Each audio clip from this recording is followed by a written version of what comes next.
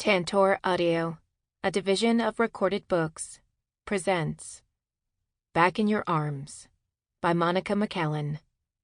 Narrated by Lori Prince. Chapter 1. I need to stay close to the city. I'm working on closing a few deals right now, but I'm sure Jody would love the chance to work with Mr. Gleason. Quinn McKinley had been doing this far too long to show any visible weakness, even to her personal assistant. Instead, she took another bite of her kale Caesar salad and continued to focus on her laptop screen. She had a showing in an hour and needed to get halfway across the city. Belinda sat in an ostentatious wingback chair that had cost Quinn more than her first car, fidgeting at the unexpected surprise of Quinn's rejection. Kristen asked for you, personally. Quinn raised an eyebrow, but didn't concede. Her hazel eyes just playful enough to keep the mood light. If it's between this and closing the Merchant and Ruiz deals, I can't imagine she'd want to pull me away from those.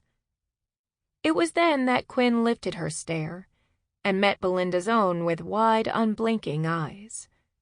She knew it was a gift, the ability to show almost zero emotion, so she only tried to use it when absolutely necessary for impact. Belinda quickly pushed her glasses up and then held her iPad like a shield. Don't shoot the messenger. Today, like all days, she was dressed professionally, in a skirt and a cream-colored blouse. If there was a schedule to be kept, a phone call to be made, or an email to be drafted, Belinda could do it in her sleep. More than anything, Quinn knew her assistant was confused. They'd been together for almost a decade at this point, and Belinda probably knew Quinn better than she knew herself. Belinda could run the day-to-day in Quinn's absence, and she was as much of a right hand as Quinn's literal own right hand.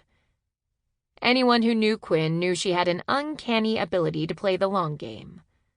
Clark Gleason was more than just an up-and-coming mogul in the startup world. His payment processing app had just been acquired for close to $2 billion, and besides having more money than God, he'd developed a taste for the real estate market. Becoming his go-to real estate agent was akin to writing oneself a blank check.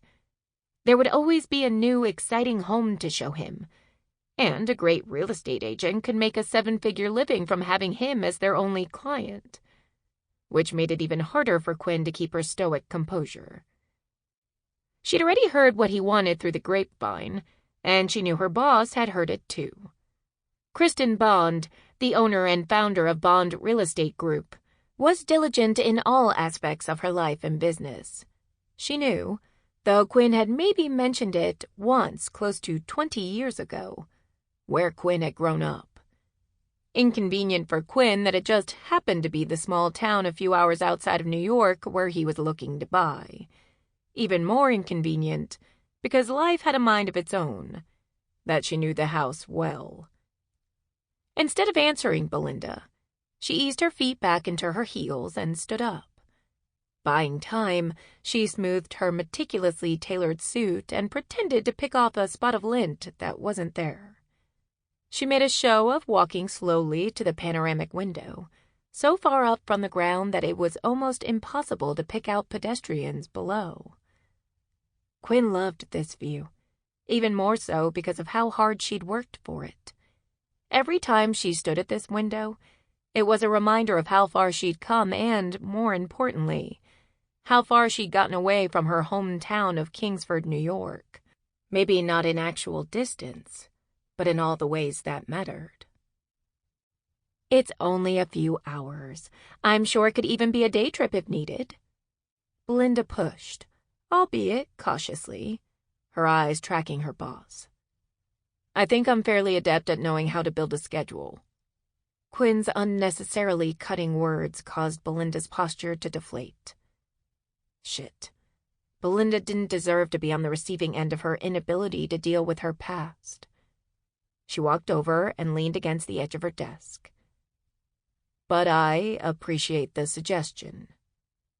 Belinda perked up slightly and clasped her hands on top of her charcoal-colored pencil skirt. I want to do a good job for you. but I'm not sure why this project isn't a good fit. I figured when Kristen officially asked, you'd be thrilled." And that was the kicker. Quinn should have been thrilled. Instead, her gut churned uncomfortably and sweat beaded against her usually dry hands. But Belinda didn't need to know any of that. This inconvenient situation presented Quinn with the opportunity to give her something she'd never gotten in her own life. The person in charge not wilting when the going got tough.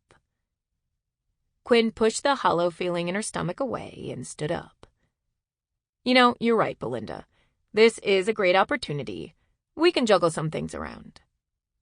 The warm glow radiating from Belinda almost made up for the weakness in her own knees when she stood. Dogged, creative, focused. Hell, throw in charming. Those were the words Quinn wanted to be used to describe her. Never weak, never lacking control. So Quinn would just have to take control. She checked her watch, though she already knew the time. "I have to get over to Brooklyn. Why don't you compile the details? We can work on them when I get back." Belinda nodded and stood up quickly. She brushed an auburn bang back into place and gave Quinn a sincere smile. God, if only Quinn could get that excited about being given more work. This work, specifically. "Sounds great. I'll get the information together. Do you want me to order Thai for dinner?" It was Quinn's favorite go-to meal when she worked in the office through dinner, and she appreciated that Belinda knew that. Quinn moved around to the back of her desk and grabbed her work bag. "Perfect. I'm going to get in a workout after this showing, but I'll be back around 6. When Belinda left her office, Quinn allowed herself a few seconds to dwell on how much she didn't want to do this. She didn't want to return to Kingsford. She didn't want to unexpectedly run into her family, which was almost inevitable in a town that small. And she definitely didn't want to dredge up any emotions that she'd spent the last 17 years moving past. She took a deep breath and adjusted the strap on her shoulder before saying quietly, "But you are going to do this, and you're going to buy that house and then get the hell out of Dodge." After a showing that had gone better than Quinn could have hoped for, not to mention a brutal run that would have her sore tomorrow, she was almost in good spirits when she sat back down at her desk. Since it was past business hours, she put on a pair of fresh yoga pants and an oversized button-down after her shower, throwing her still damp blonde hair into a messy bun. She never let her clients see her like this, but she was savoring the last few days of peace before her world was upended. She'd been gone from Kingsford for as long as she'd lived there. New York was her home. It had been her home for a long time. Her life, her job, the things that rooted people to a place, those were here. It was a predictable chaos that she'd grown to understand, to navigate through not only deftly, but in a way that made her come out more successful on the other side. When she'd lived in Kingsford, things had been stable until they weren't. Then it felt like everything had fallen inevitably, like a row of dominoes.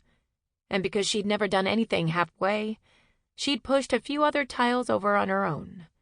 Maybe, in some way she'd refused to admit, she hadn't wanted to give herself the chance to go back. Even at 18, she hadn't been interested in being a martyr. That knowledge had come at a cost she'd once been willing to pay, and for 17 years, she hadn't been forced to wonder if it had all been worth it.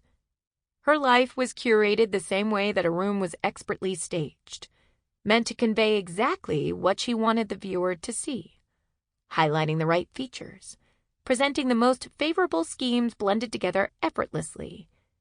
It didn't make her life any less real, but it did mean that it was designed for someone else's voyeuristic enjoyment, and not Quinn's own comfort. Dinners at the right restaurants, invitations to the most exclusive events and benefits, a life to be seen instead of enjoyed, always working to secure the right contacts for future client introductions. It was exhilarating and daunting and lonely. No, she thought, shaking her head in the empty room. She was alone, not lonely. That was a choice. Belinda swooped in with bags of Thai food, pulling her thoughts from Kingsford. The brief respite only lasted as long as unpacking the food and dividing up the containers. Using a chopstick, Belinda pointed at the manila folder already on Quinn's desk. If she sensed the war raging in Quinn's mind, she didn't mention it. Physical copy is there. I also emailed you the details an hour ago. Quinn nodded in acknowledgement, but ignored the folder as she took a bite of her green papaya salad. Give me the rundown. Belinda was invaluable at her job because she understood that Quinn wasn't just asking for easily found public details. Knowing what motivated her clients was important. She wasn't selling them a house. She was tapping into their emotions to help them feel a connection with their future home. If someone wanted to live on the water, Quinn wanted to know why. Did they summer at a lake growing up? Had someone in their past once discussed a similar house with a tone of reverence? Did they see having a home there as a status symbol to prove their success? With homes that could get into the tens of millions in asking price, knowing the answers to these questions was paramount to her finding the perfect place for her client. The people she worked with could buy anything they wanted, but it was Quinn's job to make them need it, to fulfill some amorphous desire that kept them up at night or had pushed them to their current level of success. Belinda held her iPad in her hands, though Quinn knew she didn't need to reference it. Clark Gleason closed on properties in Austin, San Francisco, Aspen, and Manhattan in the past year.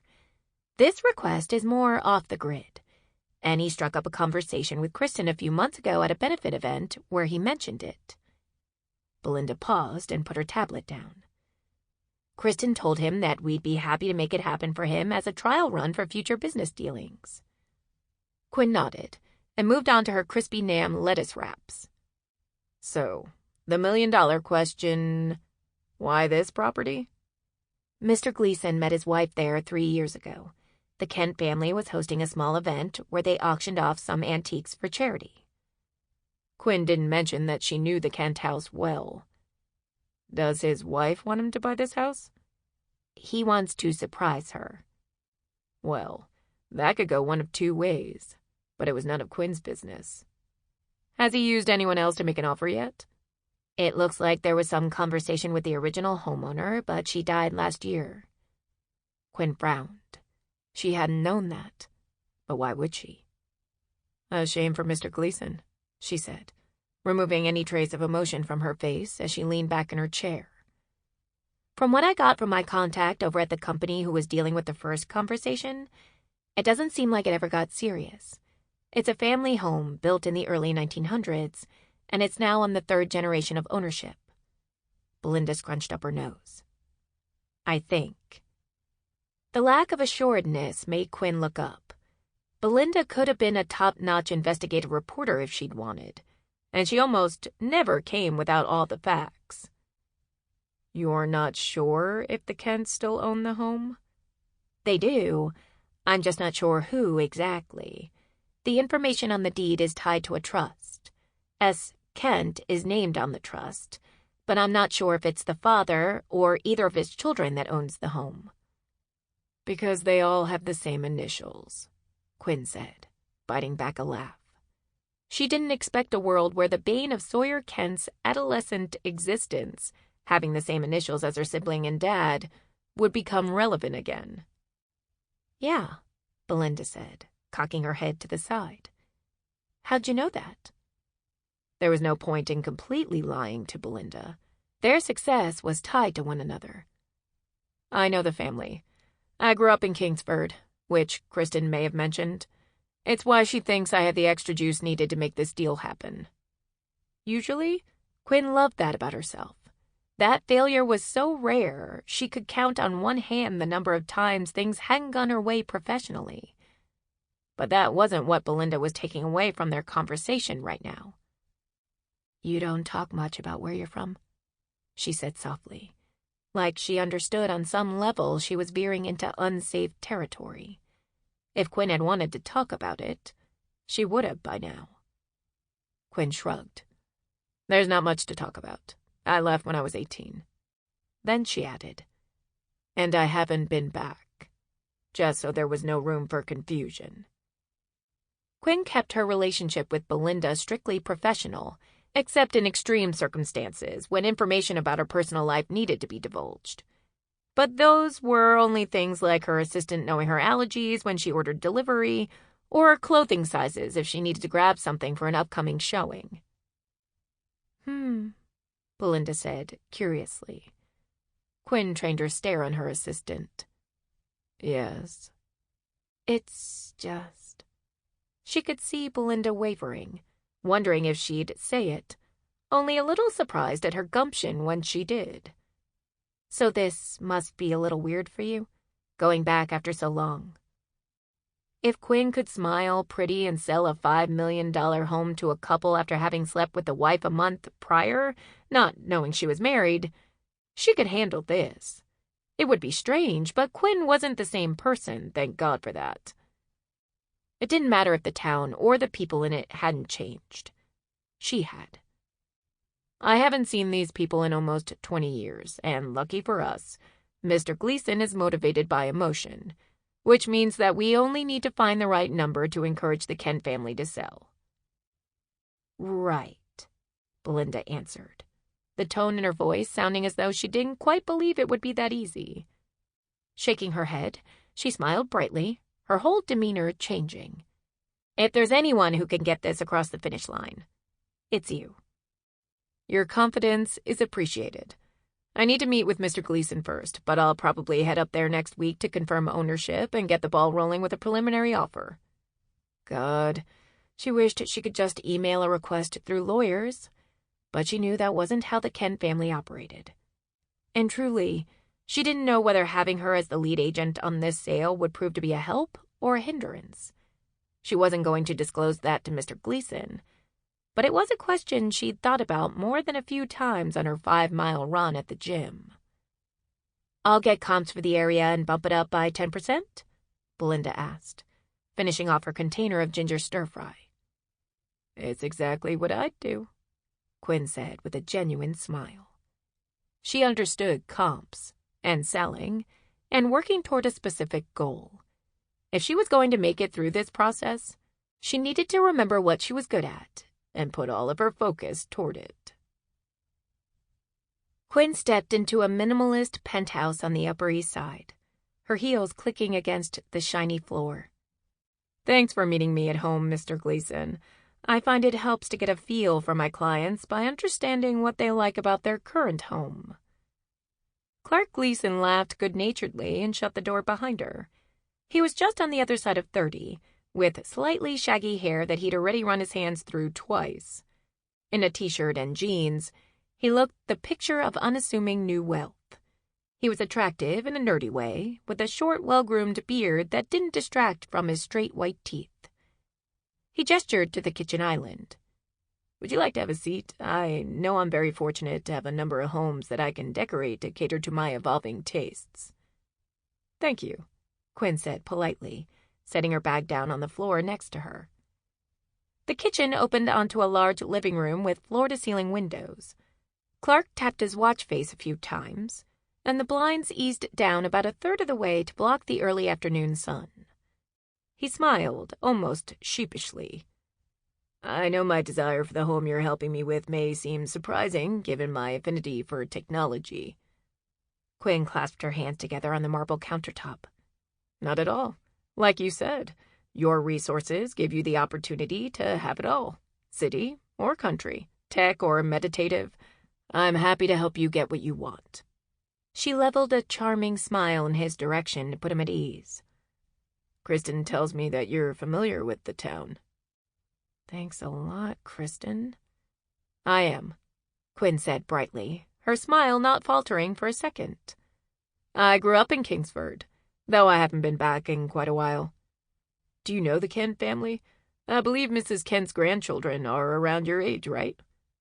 It seemed she wasn't the only one who did her homework. I was in the same grade as Sawyer, and a few years behind Shane.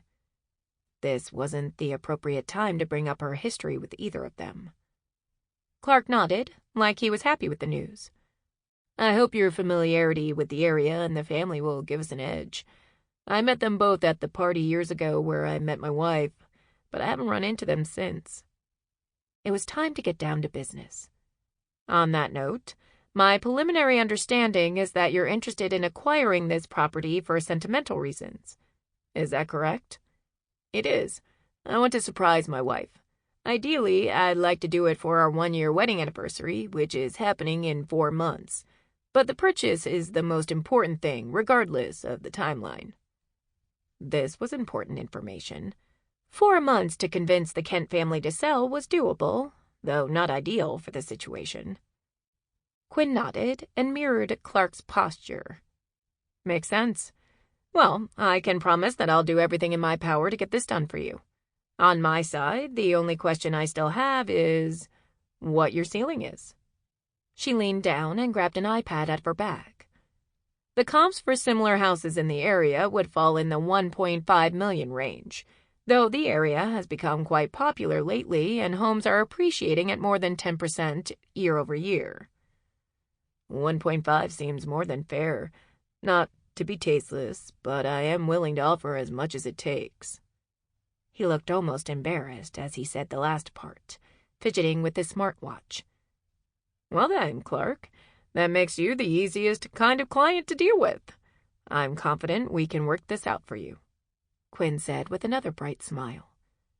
She already knew there was nothing more to be gleaned from a tour of his apartment or additional conversation. He wanted the home for sentimental reasons, and he'd pay any amount to get it. Quinn wasn't sure if she wanted to laugh or cry. It was a career-making opportunity wrapped up in a nightmare of a location. "I won't keep you for the rest of your day," Quinn said, standing up and extending her hand. "Thank you for meeting with me. I'll be in touch as soon as I have more information."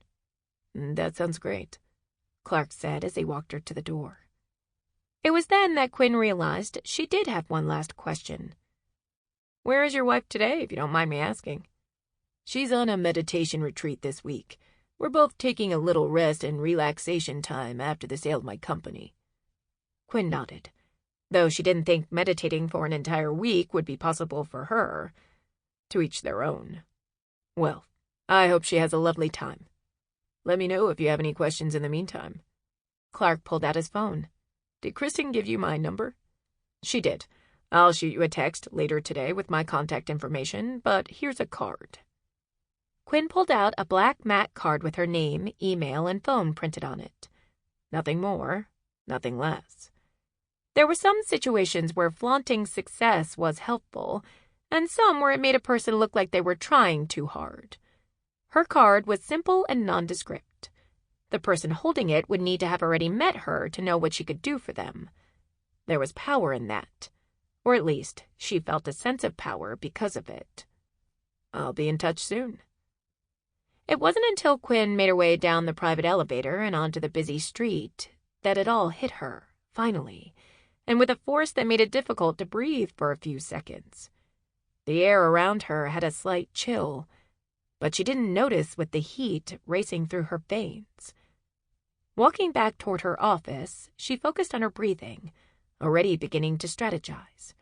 It was what she did best, and there was no reason to stop now. After 17 years, she was going home. Chapter 2. Sawyer had 45 minutes before the family shop, Kent Antiques, was set to open. That gave her just enough time to tinker around for 5 more minutes before hopping in the shower. Her newest project was restoring a 1930 coin-operated big game hunter, and if she wasn't careful with the attention she gave to every ball bearing, a day would breeze by before she realized. She'd never tire of the feeling of taking a machine apart piece by piece and putting it back together better than it was before. Get things in the right order so that all the belts and cranks aligned and it was pure mechanical magic. She wished people were like that. Unfortunately, humans were a finicky thing. They could be unexpected and disappointing. The games she restored were perfectly happy being returned to their former glory. As antiques, it was even more important for them to retain their originality. In a world of modernization with its constant need to update, The items she worked with were valuable because of their lack of change. The games she restored weren't sold in the family antique store, as her brother had deemed them incongruent with the style of items they wanted to be known for. The only problem was, with him inheriting the business after her grandmother's death a year ago, they weren't known for much of anything except unpredictable hours unless Sawyer made it a point to always be there. Her brother, Sawyer Kent, liked the idea of owning a business much more than the practicality of it. They both drew a salary, but at this point, it was only possible because of a few long-term customers her brother hadn't managed to scare off yet. Mistakes on invoices, lack of new inventory, the time he'd forgotten to pay the electric bill and the store had been without power for an entire day. It would have been longer, except that Sawyer had called the company and updated their banking details, since she lived in a small house situated on the back of the lot. Originally, her house had been a workshop for the store, but it had fallen into disuse after her grandfather's death. She'd spent hours with her grandfather in that workshop, watching him repair valuable pieces and learning all she could. Those were some of her best memories from childhood, and along with all the other changes happening in her life at the time, his death when she was 18 had shattered her. It had started slowly, with her sleeping there on a cot while she'd worked late into the night. Then she'd made a few updates, partitioning the space into a living room, bedroom, and retaining a portion of the old space to continue to use as a workshop. By the time the paint had dried on the walls, lilac in the bedroom, charcoal in the living room, peach for the bathroom, the space was unrecognizable as a former workshop. At a time when everything had felt out of her control, she had had this place. It was filled with some of the best and worst moments in her life, which was what truly made it home. Looking at the clock on the wall, she muttered an "oh shit," and hopped up from her stool. Carefully, she lowered the glass case back onto the game and gave it a loving pat. "I'll be back for you later, buddy." She'd be cutting it close, but she could still grab a shower before heading through the yard separating her house and the store. Stripping her clothing as she walked, she unclasped the buckles on her overalls and shed her t-shirt. She pulled her hair tie out of her dark hair and threw it onto her coffee table, her curls falling wildly down her back as she walked through the living room. She stepped into the shower and allowed herself a few indulgent seconds under the hot stream of water. Her brother probably wouldn't be in until late, and in a role that required her to deal with people, each day was exhausting, given her nature to please. She wasn't oblivious to it, but she didn't really know how to change it. Like always, it was a problem she pushed out of her mind to deal with another day.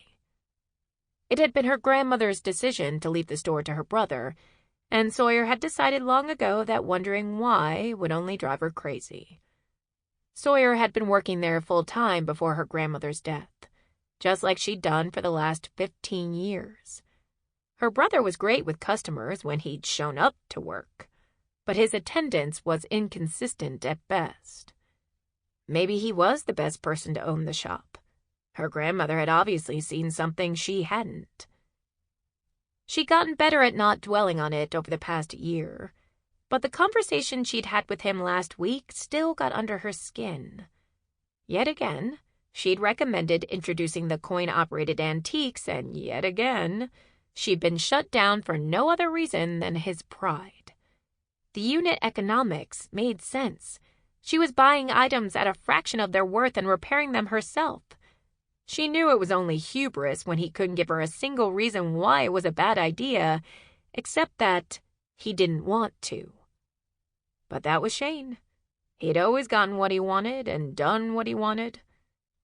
Sawyer tried to push the nagging annoyance out of her mind, but it still lingered by the time she headed into the shop at 5 till 10 to see the lights off. She'd known it would be the case, but she let out a sound of discontent anyway. Just once, she wished her brother would surprise her in a positive way by doing the bare minimum. Today wasn't that day. 7:50, the woman with the harsh haircut said again. It was becoming abundantly clear she didn't understand how negotiation worked. Sample complete. Ready to continue?